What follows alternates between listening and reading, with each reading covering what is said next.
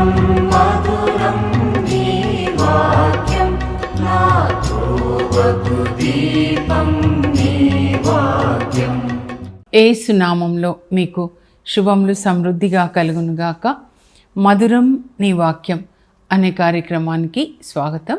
ఈరోజు మనం దేవుని రాజ్యం అనే అంశం 7వ భాగం ధ్యానించుకుందామండి. మధురం మధురం నీ వాక్యం నా త్రోవకు దీపం నీ వాక్యం. ఈరోజు దేవుని రాజ్యము శాంతి రాజ్యం అన్నమాట. అంటే అందరూ కూడా శాంతిగా, సమాధానంగా, ప్రేమగా జీవించాలి. ఒక కుటుంబంలాగా ఈ ప్రపంచం అంతా కూడా ఒకే కుటుంబం, దేవుని కుటుంబం. దేవుడు ప్రేమ, ఆ ప్రేమని ఏదైతే మనం పొందామో మన పొరుగు వాళ్ళతో పంచుకోవాలి అనేది దేవుని యొక్క ఆలోచన అండి. అందుకే యేసు ప్రభు పునరుత్థానుడైన తర్వాత ఆయన శిష్యుల మధ్యలో నిలువబడి మీకు శాంతి కలుగునుగాక అంటారు. ఇదే ఈస్టర్ మెసేజ్ అండి. యోహాను సువార్త 20వ అధ్యాయంలో 19వ వచనం అన్నమాట. ఆదివారం రోజున మరి ముందు ఉదయాన మగ్దలేన మరియకి యేసు ప్రభు దర్శనాన్ని ఇస్తారు. ఆ తర్వాత సాయంకాలము యూదుల భయంచే అపోస్తులు, శిష్యులు తలుపులు మూసుకొని ఉంటారు. మరి వాళ్ళ గురువు గారిని, యేసు ప్రభుని సిలువ వేశారు, వీళ్ళని కూడా పట్టుకొని అలాగే చేస్తారేమో. భయంతో నింపబడి ఉంటారు. తలుపులు మూసినట్లుగా ఉంటాయి. కానీ యేసు వచ్చి వారి మధ్య నిలువబడి మీకు శాంతి కలుగునుగాక. మీతో కూడా అదే చెప్తున్నారండి. మీ ఇంటిలో, మీ మధ్యలో ఆయన మంచి కాపరిగా, శాంతికరుడుగా, సమాధానకర్తగా ఆయన మీతో చెప్తున్నారు, మీకు శాంతి కలుగునుగాక. ఏ విషయంలో కూడా మీరు చింతించొద్దు, ఏ విషయంలో చింతించకండి. ప్రభువునందు మీరు ఆనందించండి. మీకేం కావాలో అది ప్రార్థనలో దేవుని అడగండి. అలా అడిగేటప్పుడు మీరు కృతజ్ఞత కలిగిన హృదయంతో, ఇంతవరకు ఎన్నో మేలులు చేసిన ప్రభువా, ఇప్పుడు మాకు ఇది కూడా దయచేయండి, మీకు శాంతి కలుగునుగాక. మీ పిల్లల విషయంలో మీరు చింతించొద్దు, వరి కావద్దు. భర్త విషయంలో, లేకపోతే అప్పు బాధల విషయంలో, అనారోగ్య విషయంలో, మీరు ఏ విషయంలో కూడా చింతించొద్దు. మనకి అన్ని సమస్యలకి ఒకరే పరిష్కారం అండి, యేసు ప్రభు అన్నమాట. మీకు శాంతి కలుగునుగాక అని చెప్పి అప్పుడు ఇంకా తన చేతులను చూపిస్తారనమాట. తన చేతి గంటలను చూపిస్తారు. చూడండి అని చూపిస్తారనమాట. అంటే నేను మీకోసం వెల చెల్లించాను, మీ పాపముల కొరకు సిలువలో వెల చెల్లించాను కనుక మీ పాపం అంతా కూడా కొట్టివేయబడింది. ఇప్పుడు మనం నీతిమంతులు అన్నమాట. పాపం ఉన్న హృదయంలో భయం ఉంటుందండి. సో ఆ భయం వద్దంటున్నారు. లేకపోతే యేసుప్రభుని సిలువ వేసిన ఆ రోమా సైనికులు లేదా ప్రధానార్చకులు, వాళ్ళని బట్టి కూడా మీరు భయపడొద్దు అని చెప్తున్నారు. ఎందుకంటే యేసు ప్రభు ఆయన మనకి శాంతికరుడైన రాజు, మన దేవుడు అండి, మన రక్షకుడు. ఆయన మనల్ని కాపాడతారనమాట. మనకి శాంతి ఎలా వస్తుంది అంటే, శాంతి రోమా 14:17 అండి. దేవుని రాజ్యం అంటే తినుట త్రాగుట కాదు, కానీ పరిశుద్ధాత్మ యొసగు నీతి, శాంతి, సంతోషం. జాగ్రత్తగా చదవాలండి. ఈ లోకంలో 2 రాజ్యాలు అన్నమాట ఈ ప్రపంచాన్ని ఏలుతున్నాయి. ఒకటి దేవుని రాజ్యం, ఇంకొకటి సాతాన్ రాజ్యం. సాతాన్ రాజ్యము తినుట, త్రాగుట, అవినీతి, చీకటి పనులు, కుట్రలు పన్నుట, చంపుట. యోహాను 10:10లో నేను చెప్పాను, యేసు ప్రభు సాతాన్ని దొంగ అని పిలుస్తారండి. దొంగిలించుటకు, హత్య చేయుటకు, నాశనం చేయడానికి వస్తాడు. మన శాంతిని దొంగిలిస్తాడు, సమాధానాన్ని దొంగిలిస్తాడు. మనకి ఉన్నటువంటి ప్లాన్, దేవుని యొక్క ప్లాన్ మన జీవితంలో, బంగారు భవిష్యత్తు, దాన్ని దొంగిలిస్తారు. ఎలా మనల్ని నాశించాలి, ఎలా చంపాలి, ఎలా త్రాగుబోతులుగా చేయాలి, ఎలా తిండిబోతులుగా చేయాలి, ఎలా ధనపిచాచి వాళ్ళ ధనపిచాచి ఆ హృదయంలో నివసించి ధనం వెనకాల కొట్టుకొని పోవాలి. శాంతి లేకుండా ఎలా పోట్లాటలు పెట్టాలి, ఇదే పని అండి. దేశాల మధ్యలో యుద్ధాలు, లేకపోతే కుటుంబంలో భార్యాభర్తల మధ్యలో, తండ్రి కొడుకుల మధ్యలో ఎక్కడ యుద్ధం వచ్చినా అది దేవుని చిత్తం కాదండి. దేవుని చిత్తం ఏంటంటే మనమందరము శాంతి సమాధానములతో ప్రేమగా ఒకరికొకరు సహాయం చేసుకొని సంతోషంగా జీవించాలని యేసు ప్రభు ఈ లోకానికి వచ్చింది. ఆ దేవుని యొక్క ప్రేమ రాజ్యాన్ని, నీతి రాజ్యాన్ని, సంతోష రాజ్యాన్ని, న్యాయమైన రాజ్యాన్ని, క్షమించే రాజ్యం కట్టడానికి వచ్చాడు. మరి సాతానేమో దీనికి వ్యతిరేకమైందనమాట. అవినీతి, అశాంతి, లేకపోతే చీకటి పనులు, చంపడం, హత్య చేయడం, దొంగిలించడం, మనుషులలో నుంచి దేవుని యొక్క రాజ్యాన్ని కూడా దొంగిలించడానికి వస్తాడనమాట. సో ముందుగా శాంతి కలిగి జీవించాలి. హెబ్రీ 12:14 అండి. అక్కడ దేవుడు ఏం చెప్తున్నాడంటే, బిడ్డలారా మీరు అందరితో ప్రశాంతంగా జీవించండి, తోడి ప్రజలతో ప్రశాంతంగా జీవించండి.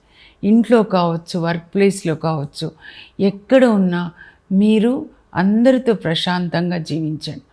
అది లేకుండా ఎవరు దేవుని దర్శింపలేరు. అంటే ఈ లోకంలో ప్రశాంతంగా అందరితో శాంతిగా జీవించే వాళ్ళే పరలోకంలో దేవుని దర్శిస్తారనమాట. ఈ లోకంలో కూడా మనం దేవుని దర్శించాలండి. ఆ దేవుడు మనలో ఉన్నప్పుడు, ఆ శాంతినిచ్చే దేవుడు యేసు ప్రభు మనలో ఉన్నప్పుడు మనం ఎప్పుడూ కూడా శాంతిగా జీవిస్తామన్నమాట. అందుకే యేసు ప్రభు మత్తయి సువార్త 5వ అధ్యాయంలో అష్టభాగ్యాలు, 8 ధన్యతలు అనాలి యాక్చువల్గా. 8 ధన్యతల్లో ఆయన మరి 5:9లో ఏం చెప్తారంటే, శాంతి స్థాపకులు ధన్యులు, వారు దేవుని కుమారులను పిలువబడతారు. దేవుని కుమారులు అయితే పరలోకానికి వెళ్తారు. మరి సైతానికి చెందిన వాళ్ళు అయితే నరకంలో అగ్నిలో కాలుతూ ఉంటారనమాట. ఈ 8 ధన్యతల్లో మొదటి 4 ధన్యతలు మనకి దేవునికి ఉన్న సంబంధాన్ని తెలియజేస్తాయి. ఇంకొక 4 మనకి, మన పొరుగు వాళ్ళకి. ఆ 4లో మొదటిది అంటే 5:7 అనమాట. మత్తయి 5:7, దయామయులు ధన్యులు, వారు దయను పొందెదరు. మీరు దయ చూపిస్తే పేదల పట్ల, మీ తల్లిదండ్రుల పట్ల ముందుగా దయ చూపిస్తే దేవుడు మీ పట్ల దయ చూపిస్తారండి. ఈ రోజులలో కన్న తల్లిదండ్రులంటే లెక్కలేదండి. పిల్లలకి అసలు కరుణ లేకుండా అయిపోతున్నారు.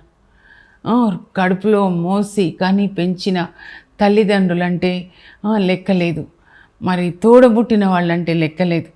యెషయా 58:6 నుంచి మీరు చదివితే నాకు ఇష్టమైన ఉపవాసం ఇది అంటారనమాట ప్రభు. ఏంటి అంటే, అన్యాయపు బంధనాలు విప్పండి, సైతాను కట్టిన ఆ తాళ్ళు, కాడిమాను, మోకు మీరు విరిచేసేయండి. ఆ తర్వాత ఆకలేని వాళ్ళకి అన్నం పెట్టండి, బట్టలు లేని వాళ్ళకి బట్టలు ఇవ్వండి, రోగులను దర్శించండి, పరదేశులకు ఆశ్రయం ఇవ్వండి, మీ రక్త సంబంధులకు సహాయము నిరాకరింపకండి. ఈ మాట మీ హృదయంలో ఉండాలండి. మీ కన్న తల్లిదండ్రులను చూసుకోవాలి. ఆ తర్వాత మీ అన్నయ్యలు, తమ్ముళ్ళు, తోడబుట్టిన వాళ్ళ అక్కో చెల్లెలో కష్టంలో ఉంటే సహాయం చేయాలండి. ఆదికాండంలో యోసేపు తన తండ్రిని, అలాగే 10 మంది అన్నయ్యలు, తమ్ముడు, వాళ్ళ కుటుంబాలు, ఒక్కొక్క కుటుంబం, తమ్ముడు బెంజమిన్కే 10 మంది కొడుకులు అనమాట, ఆయన భార్య. అలా చూడండి, కొంతమంది అన్నయ్యలకి మనవాళ్ళు కూడా వస్తారు. అందరినీ పెట్టి పోషిస్తాడండి ఐగుప్తులో. అందువల్ల ఇప్పుడు ఇజ్రాయెల్ దేశంలో 12 గోత్రాలు ఇంకా నిలిచి ఉన్నాయన్నమాట. తమ్ముడు చూపించిన ప్రేమ. వాళ్ళ నాన్నగారు చనిపోయిన తర్వాత వాళ్ళు భయపడతారు. యోసేపుని మనం అప్పుడు అమ్మాం, నాన్న చనిపోయాడు, ఇప్పుడు ఏం చేస్తాడో మనల్ని అని.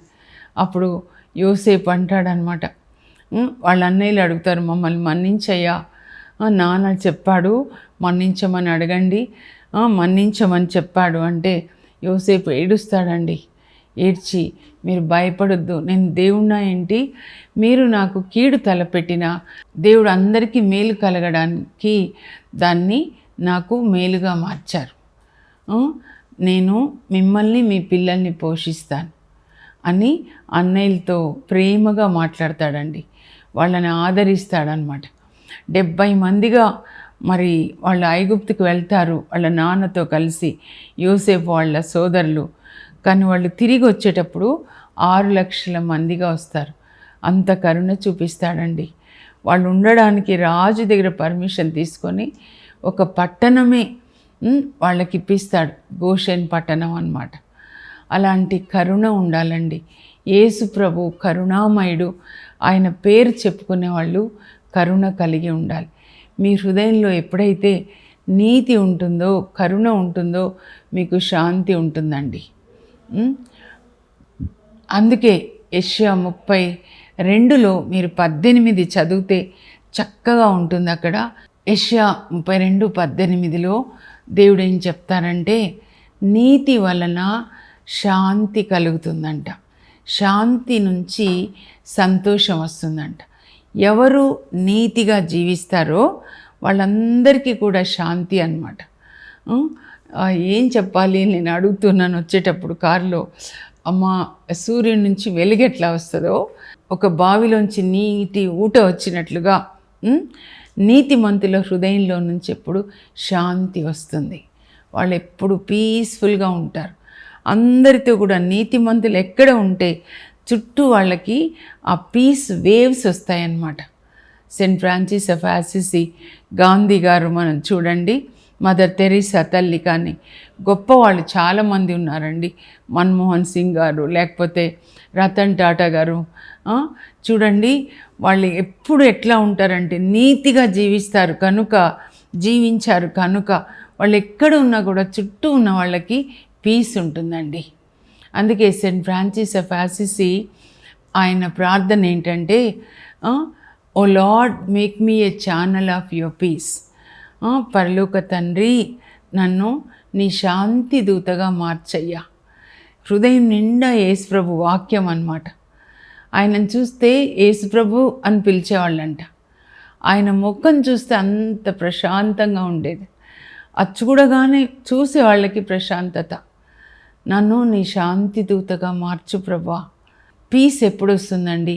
మన బాధ్యత మనం చేసినప్పుడు పీస్ వస్తుంది. వర్క్ ప్లేస్లోనే కాదు, ఇంట్లో భర్తకు ఒక బాధ్యత ఉంటుంది కదండి. భర్తగా భార్యని పిల్లల్ని పోషించాలి. తాగి సోమరిగా కూర్చుంటే పీస్ ఉంటుందా? ఇంట్లో అలా ఉన్నప్పుడు బాధ్యత లేకుండా పీస్ ఎట్లా ఉంటుంది చెప్పండి? తల్లిదండ్రులకి పిల్లలు విధేయత చూపించాలి, అప్పుడు పీస్ ఉంటుంది. మీరు ఏ పని చేయాలో ఇంట్లో భార్యగా, తల్లిగా, మరి పిల్లలుగా మీకు బాధ్యత ఉంటుంది కదా. వృద్ధులైన తల్లిదండ్రుల్ని చూసుకునే వాళ్ళు ఎంతమంది ఉన్నారండి. హృదయాలు స్వార్థము, కఠినత్వంతో నిండిపోతున్నాయి. కన్న తల్లి పట్ల కరుణ లేకపోతే మీరు అసలు యేసు ప్రభు పేరు కూడా తీసుకోకూడదండి. సిలువలో వేలాడుతూ తన తల్లిని జ్ఞాపకం చేసుకున్నాడు. యోహాన్కి అప్పచెప్తున్నాడు, అమ్మ జాగ్రత్త, నా కోసం ఎంత కష్టపడింది, పశువుల పాకలో నాకు జన్మనిచ్చింది అమ్మ. ఎంత అవమానం. మరి జోజప్ప గారు చేసుకొని అంటారు, ఆమె 3 నెలలు గర్భం ధరించిందని. ఆ పెళ్ళి ఆగిపోయిన పరిస్థితి అప్పుడు దేవుడు కలుగజేసుకుంటాడు. అమ్మ జాగ్రత్త, తల్లి బాధ్యత సిలువలో వేలాడుతూ మర్చిపోలేదండి. మీరు ఆ యోసేపు లాంటి పిల్లల్లాగా ఉండి యేసు ప్రభులాగా మీ తల్లిదండ్రుల్ని చూసుకోనండి. ఆ ఒక్క విషయాన్ని బట్టి దేవుడు మిమ్మల్ని ఆశీర్వదిస్తారు. మన బాధ్యత మనం సరిగ్గా నిర్వర్తించినప్పుడు శాంతి ఉంటుందండి. ఇంట్లో ప్రతి ఒక్కరికి బాధ్యత ఉంటుంది. మీరు కొడుక, తండ్రి, భర్త, భార్య, మీ బాధ్యత మీరు చేయాలి. అలాగే వర్క్ ప్లేస్లో మీ బాధ్యత మీరు చేయాలి, సక్రమంగా చేయాలి. అలాగే మన దేశం పట్ల ఏమేమి ట్యాక్సులు కట్టాలి, ఏమి రూల్స్ ఉన్నాయి వర్క్ ప్లేస్లో కావచ్చు, దేశం పట్ల కావచ్చు, మనకి ఉన్న బాధ్యత మనం చేయాలన్నమాట. దేవుని రాజ్యం అంటే, ఇంకొకసారి కూడా చెప్తున్నాను, దేవుని రాజ్యం అంటే పంచి పెట్టడం అండి, పోగు చేసుకోవడం కాదు. దేశంలో ఉన్నదంతా పోగు చేసుకుంటే మిగతా వాళ్ళు ఏం తింటారండి? మన దేశంలో 100 మంది కొరకు ఇచ్చింది 15 మంది దోచుకొని తింటుంటే 85 మందికి తిండి లేక, ఇల్లు లేక, కట్టుకునే బట్ట లేక ఉంటున్నారంట. అందుకే యెషయా 5లో రాయబడి ఉంటుందన్నమాట. 8 నుంచి చదివితే, ఇంటికి ఇల్లు, పొలానికి పొలం పోగు చేసుకొని ఇంకా మిగతా వాళ్ళకి ఏం లేకుండా చేసేవాళ్ళు శాపగ్రస్తులు అని చెప్తున్నారు. అలాంటి వాళ్ళ ఇంట్లో దేవుని సన్నిధి ఉండదండి. సర్వే జన సుఖినో భవంతు, అది దేవుని యొక్క ప్లాన్.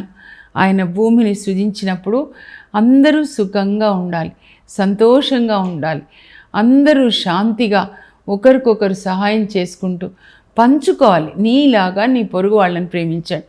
ఇంత బైబిల్ జ్ఞానం అవసరం లేదండి మనకి. చిన్నదే 2 ఆజ్ఞలే ప్రభు ఇస్తారు. దేవుణ్ణి ప్రేమించండి అంటే దేవుడు చెప్పిన మాటలు పాటించాలి.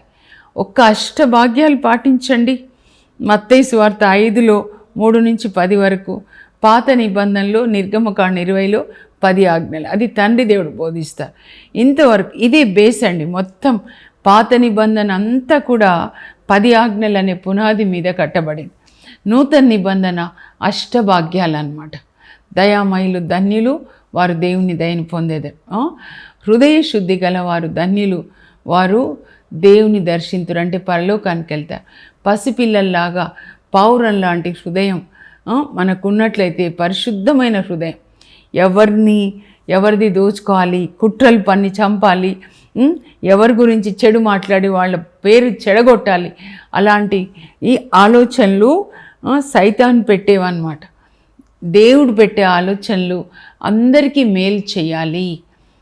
అపోస్తుల కార్యాలు 10:38లో యేసు ప్రభు పరిశుద్ధాత్మని పొందిన తర్వాత అంతటా తిరుగుచూ అందరికీ మేలు చేశాడు. మనం కూడా శాంతిగా జీవించాలి అంటే మన లోపలికి దేవుడు రావాలండి. పరమాత్మ జీవాత్మగా, మనమేమో పరిశుద్ధాత్మ అంటాం. దేవుడు పరిశుద్ధుడు కాబట్టి పరిశుద్ధాత్మ వచ్చినప్పుడే నీతిగా జీవిస్తారు. ఆ పరిశుద్ధాత్మ భూమి మీద ఉన్న అందరిలోకి కూడా వస్తాడండి ఆహ్వానిస్తే. ఈ మతాలు దేవుడు పెట్టినవి కాదు.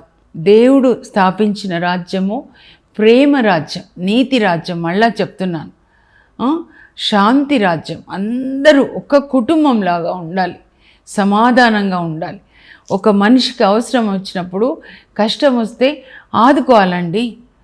వాళ్ళు ఎవరైనా కావచ్చు, రోడ్డు ప్రక్కన మంచి సమరీలో ఆ వ్యక్తి ఎవరైనా సరే, ఆయన దేవుని బిడ్డ, నేను దేవుని బిడ్డ కాబట్టి నా సోదరుడు, నా సోదరి అని ఆదుకోవాలి. కన్న తల్లిని కాలు కింద పెట్టకుండా చూసుకోవాలండి. ఏమి చేసినా ఆ తల్లి రుణం మనం తీర్చుకోలేం. సిరాకు 7:27లో దేవుడు చెప్తున్నారు, నీకు జన్మనిచ్చిన వాళ్ళు నీ జననీ జనకులు, వాళ్ళ రుణం నువ్వు ఎట్లా తీర్చుకుంటావు? నీ కన్న తల్లి పురిటి నొప్పులు నువ్వు మర్చిపోవద్దు. ఎందుకంటే కన్న తల్లులకు తెలుసండి, 9 నెలలు గర్భంలో ఉన్నప్పుడు బిడ్డ ఇది తినకూడదు, ఇది తినకూడదు, ఇలా ఉండాలి, ఎంత కష్టం. ఆ ప్రసవం అయ్యేటప్పుడు డెలివరీ టైం ఎంత నొప్పులండి. మరి ఎట్లా పెంచుతామండి? నిమిషం, ఒక్క నిమిషం రాత్రి పడుకోరు పిల్లలు. మనకెంత బాధ ఉన్నా పెంచుతాం. ఒక్కొక్క నిమిషం పెంచి, గోరుముద్దలు తినిపించి, నడకలు నేర్పించి, స్కూల్కి పంపించి, మళ్ళీ దినము రాత్రి తినకుండా వాళ్ళని పెంచి పెద్ద చేసి పెళ్ళిళ్ళు చేస్తే కన్న తల్లి అంటే లెక్కలేదా? అసలు క్రైస్తవులు కాదండి, మనుషులు మానవతా విలువలు కలిగి ఉండాలి, మానవత్వం కలిగి ఉండాలి మనలో. కన్న తల్లిదండ్రులు, తోడబుట్టిన వాళ్ళు, ఇరుగు పొరుగు వాళ్ళు, అవసరంలో ఉన్నవాళ్ళు అందరినీ చూసుకోవడం, ఇదే ప్రార్థన అంటే ఊరికే నోటితో జపాలు చెప్పడం కాదండి. నాకైతే ఈయన గుర్తొస్తాడండి, హెరోదు అంతిపాస అనమాట. మార్కు సువార్త 6:20 నుంచి మీరు చదివితే, హెరోదు అంతిపాస అంటే హెరోదు మహారాజు యొక్క కొడుకు అనమాట. బాప్తిస్మ యోహాను తల తీపిస్తాడు చూడండి. ఆయనకేంటంటే బాప్తిస్మ యోహాను నీతిమంతుడని తెలుసు. మార్నింగ్ ఆయనను పిలిపించుకొని ఆయన వాక్యాలన్నీ వింటాడనమాట. అది ఇష్టం తనకి. ఉదయం ఏమో దేవుని వాక్యం వింటాడు, సాయంకాలం బర్త్డే పార్టీ అనమాట. ఎంత భయంకరం అండి! తన సోదరుడు ఫిలిప్పు భార్యను తనుంచుకోవడం ఎంత పాపం చెప్పండి. అందుకని ఆయన హెచ్చరిస్తాడు, చాలా తప్పు నీ తమ్ముడు భార్యను ఉంచుకోవడం, వ్యభిచారం. ఒక రాజు పని చేస్తే ప్రజలు ఏం చేస్తారు? రాజే చేశాడుగా, నేను కూడా ఎందుకు చేయకూడదు? ఆయన చేశాడు కదా, నేనెందుకు చేయకూడదు? ఒక పొజిషన్లో ఉన్న వాళ్ళు తాగితే ఆయన తాగుతున్నాడు, నేనెందుకు తాగకూడదు అని అడుగుతారనమాట ఎవరైనా ప్రశ్నిస్తే. అందువల్ల నువ్వు అలా చేయడం తప్పు అని చెప్తే చెరసాల్లో పెట్టి సాయంకాలం తినడము, త్రాగడము. ఆ అమ్మాయి మరి తన తమ్ముడు భార్య హెరోదియా కూతురు, ఆ పాప డాన్స్ చేసినప్పుడు ఏం కావాలంటే ఆ అమ్మాయి ఏం అడుగుతుంది చూడండి, తల అడిగితే ఆ తల తీసుకొని వచ్చి ఇచ్చేస్తాడనమాట. ఇది ఎంత క్రూయల్ చూడండి, ఎట్లా దేవుని రాజ్యం కాదు కదా, ఇది సైతాన్ రాజ్యం అన్నమాట. సైతాన్ రాజ్యంలో ఇలాగే పాపము, వ్యభిచారము, తినడము, త్రాగడం, చంపడాలు ఇవన్నీ ఉంటాయి. కానీ మనం అట్లా ఉండకూడదండి. దేవుని రాజ్యం శాంతి సమాధానములతో ఉండాలి. మనం కంపారిజన్ చూడొచ్చు బైబిల్లో, ఏది దేవుని రాజ్యము, ఏది సైతాన్ రాజ్యం. యేసు ప్రభు ఏ ఇంటికి వెళ్ళినా తన శిష్యులకి ఇన్స్ట్రక్షన్స్ ఇస్తాడండి.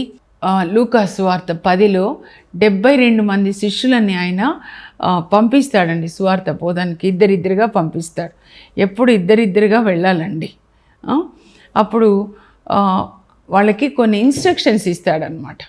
మీరు జోలే అట్లా ఏం తీసుకెళ్ళొద్దు, అంటే డబ్బు పోగు చేసుకొని రావద్దు, ఏది అవసరం లేదు. మీరు ఎక్కడ బోధించడానికి వెళ్ళారో అక్కడ మీకు నేను అన్నీ సమకూరుస్తాను. ఏలైనా పనివాడు జీతం నాకు అర్హుడు. మీరు సువార్త బోధనకి వెళ్ళినప్పుడు నేనేం తినాలి అవసరంలా.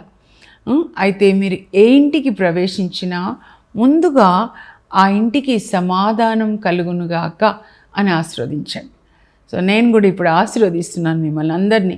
మీ ఇంటికి సమాధానం కలుగునుగాక, దేవుని సన్నిధి ఉండునుగాక, మీకు దేవుడు మంచి ఆరోగ్యం ఇచ్చుదురుగాక, మీరు ఒకరినొకరు మన్నించుకొని సమాధానంగా మీరు జీవించుదురుగాక.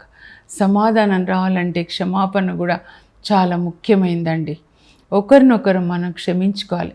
ఎన్నిసార్లు అని అడుగుతాడు పేతురు మత్తయి సువార్త 18:22లో.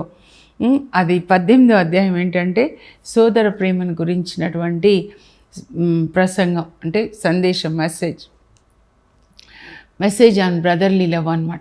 ఎన్నిసార్లు ప్రభా మేము క్షమించాలి? 7 సార్లు క్షమించాలా అంటే కాదు, 70 సార్లు. అంటే అర్థం ఏంటంటే ఒకసారి క్షమించి మళ్ళీ రెండోసారి ఎన్నిసార్లు అనొద్దు, ప్రతిసారి క్షమించాలి. యేసు ప్రభు బిడ్డలు, అంటే పరలోక తండ్రి బిడ్డలు ప్రతిసారి క్షమించాలి, ప్రతిసారి దయ చూపించాలి.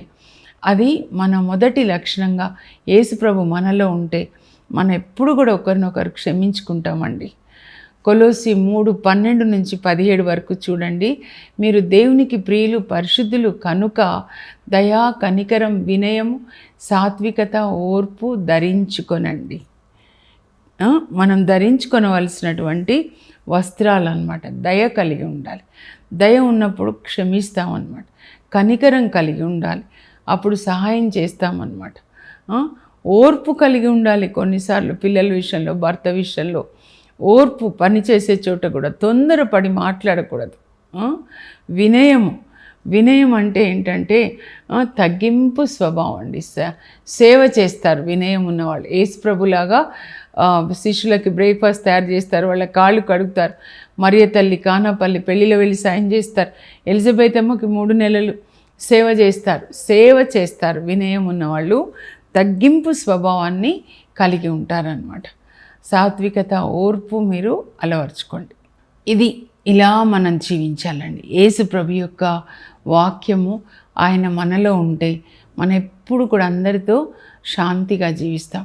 అవతల వ్యక్తి ఒక మాట మాట్లాడితే మీరు మాటకి మాట మాట్లాడొద్దు. ఒక చెంప మీద కొడితే ఇంకో చెంప చూపించండి. అంటే ఏంటంటే మనల్ని ఒక మాట అన్నప్పుడు మన నోరు తెరిచి మాట్లాడొద్దండి. యేసు ప్రభు మీద ఎన్ని నేరాలు మోపుతారు పిలాతు ముందు. పిలాతు అడుగుతాడు, ఏంటి నువ్వేం మాట్లాడవా? వీళ్ళు నీ మీద ఇన్ని నేరాలు తీసుకుని వస్తున్నారు. అలా ఉన్నప్పుడు ఆయన ఆశ్చర్యపోతాడండి. చిన్న తెరేసమ్మ గారు చెప్తారు, నన్ను కూడా అందరూ మాటలు అన్నప్పుడు నేను మౌనంగా ఉండడం నేర్చుకున్నా. ఎందుకంటే యేసు ప్రభుని చూసి నేర్చుకున్నాను. ఇదే ఆయన నీ గూర్చిన సందేశాన్ని అందరికీ అందించడం అంటే ఆయన ప్రేమని, ఆయన ఓర్పుని, ఆయన క్షమని అందరికీ ఇవ్వడమే సువార్త అండి, నోటితో కాదు. అందుకే ఫ్రాన్సిస్ ఆఫ్ అసిసి అంటారు, నోటితో బోధించకండి, మీరు జీవించండి, యేసు ప్రభు ప్రేమను అందించండి అని చెప్తారు. ప్రార్థన చేసుకుందాం. పరలోకపు మా తండ్రి, నీ పరిశుద్ధ నామం నాకు స్తోత్రం కలుగును గాక. యేసయ్య, మీరు పునరుత్థానుడైన తర్వాత శిష్యులకి దర్శనం ఇచ్చి మీకు శాంతి కలుగును గాక, నా తండ్రి నన్ను పంపినట్లు నేను మిమ్మల్ని పంపుతున్నానని చెప్పారు. మరి కొండ మీద ప్రసంగంలో శాంతి స్థాపకులు ధన్యులు, వారు దేవుని కుమారులు అని పిలువబడతారు అని కూడా మీరు బోధించారు. ఏ ఇంటికి వెళ్ళినా మీకు శాంతి కలుగును గాక అని ఆ ఇంటిని ఆశీర్వదించండి అని కూడా చెప్పారు ప్రభా. అలా జీవించే కృప మాకు దయచేయండి యేసయ్య. మీ వాక్యాలన్నీ చదువుకొని మిమ్మల్ని హృదయంలో మాకు రాజుగా, నీతికి రాజు, కరుణకి రాజు, శాంతికి రాజుగా, సమాధానానికి రాజుగా ప్రతిష్ఠించుకునే కృపని దయచేసి మీరు మా ద్వారా లోకానికి శాంతిని అందించమని ప్రభా, ప్రపంచంలో శాంతి ఇవ్వండి, యుద్ధాలను ఆపేసేయండి ప్రభా, టెర్రరిజం నుంచి మమ్మల్ని కాపాడండి తండ్రి. మా దేశంలో, మా రాష్ట్రంలో, మా ఊరిలో, మా ఇంటిలో ప్రభా, ప్రపంచంలో శాంతిని దయచేయమని యేసు నామంలో అడుగుచున్నాం తండ్రి, ఆమేన్. అందరితో శాంతిగా సమాధానంగా జీవించే కృప దేవుడు మీకు దయచేయును గాక. God bless you. Have a blessed day.